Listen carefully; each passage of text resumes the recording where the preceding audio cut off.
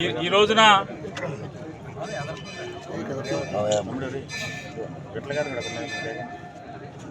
తిరుమల తిరుపతి వెంకటేశ్వర స్వామి ఆయన నామం అన్నా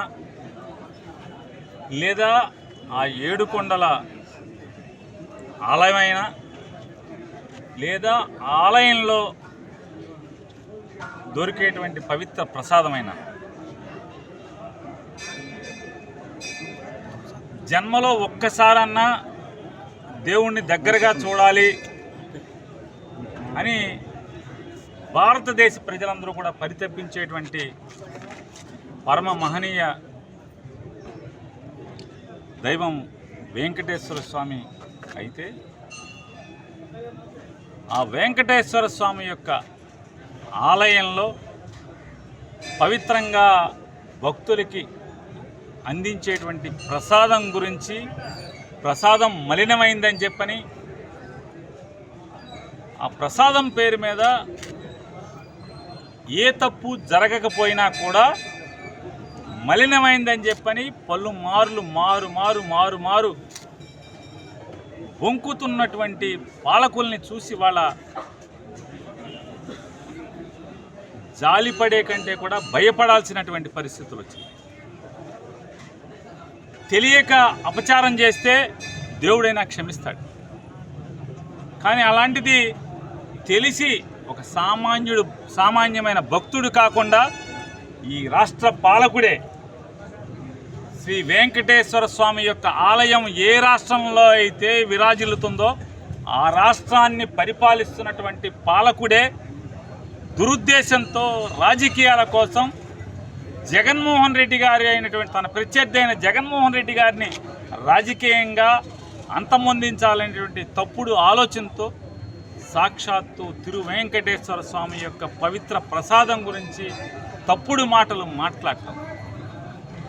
మాట్లాడుతూ దేవుడు కూడా పాపుల యొక్క నోరు శుద్ధి చేసినట్టుగా ఇవాళ చంద్రబాబు నోరు కూడా మెల్లగా శుద్ధి అవుతూ వస్తుంది. ముందు ఆలయ అధికారులు ఎవరైతే ఎండోమెంట్ డిపార్ట్మెంట్ ఐఏఎస్ ఆఫీసర్లుగా గుడి ట్రస్టీలుగా ఉండేటువంటి ఆలయ ఎగ్జిక్యూటివ్ ఆఫీసర్లు నెయ్యిని పక్కన పెట్టాం, టెస్టులు తప్పులు దొరికినాయి కాబట్టి వాటిని వాడకుండా పంపించామని చెప్పి ఆలయ సంరక్షణ అధికారులు లేకపోతే శాస్త్రోక్తంగా పూజలు నిర్వహించేటువంటి వాటి పర్యవేక్షించేటువంటి అధికారులు ఆ రకంగా మాట్లాడితే ఇతను లేదు కలిసింది అంటే నిన్నటికి ఎక్కడికి వచ్చాడు చంద్రబాబు నాయుడు గారు. ఆ మలినమైన ఆవు నెయ్యిని వాడారు, కానీ ఎక్కడ వాడారో తెలియదు. వెంకటేశ్వర స్వామి అంటే ఎంత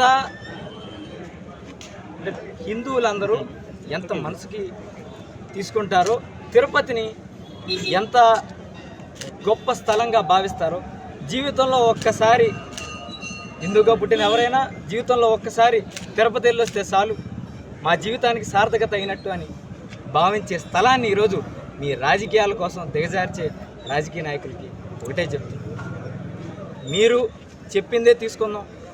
చంద్రబాబు నాయుడు గారు సమయం సందర్భం లేకుండా అసలు సంబంధమే లేని విషయాన్ని అతను 100 రోజులు పరిపాలన గురించి ఏదో లోపాలు వచ్చినాయని దాన్ని కప్పిపుచ్చడానికి ఆ రోజు ఇలా తిరుపతి లడ్డూది తేడా జరిగింది అని చెప్పడం, వెనక్కి తిరిగి చూస్తేనేమో ఈవో గారేమో ఏమీ జరగలేదు, వెజిటబుల్ ఆయిల్స్ కలిసినట్టు మాకు తేడా తెలిసింది, అది కూడా మేము లడ్డూలో కలపలేదు, అవి వెనక్కి పంపించేసామని ఆయన ఒక మాట చెప్పడం.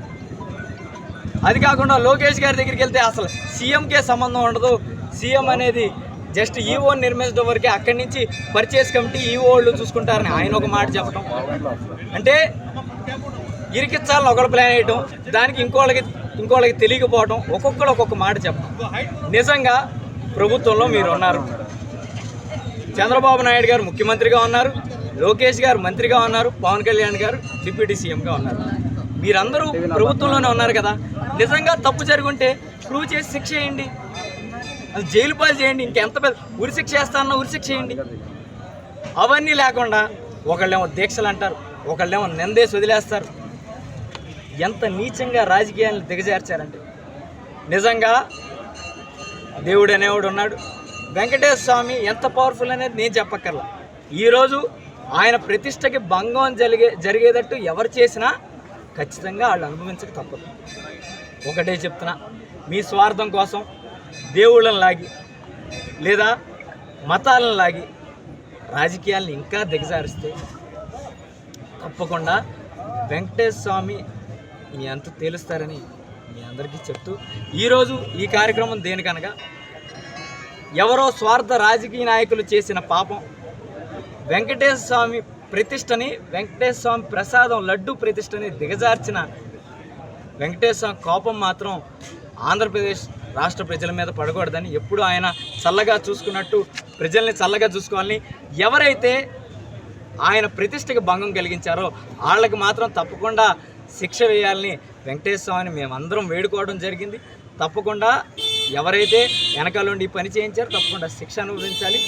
మిగిలిన ప్రజలందరికీ, ఈ మీడియా వాళ్ళకి, రికార్డ్ చేస్తున్న వాళ్ళకి, వెనకాల వచ్చిన వాళ్ళకి వీటితో ఏం సంబంధం లేదు కాబట్టి వీళ్ళందరినీ చల్లగా చూడండి.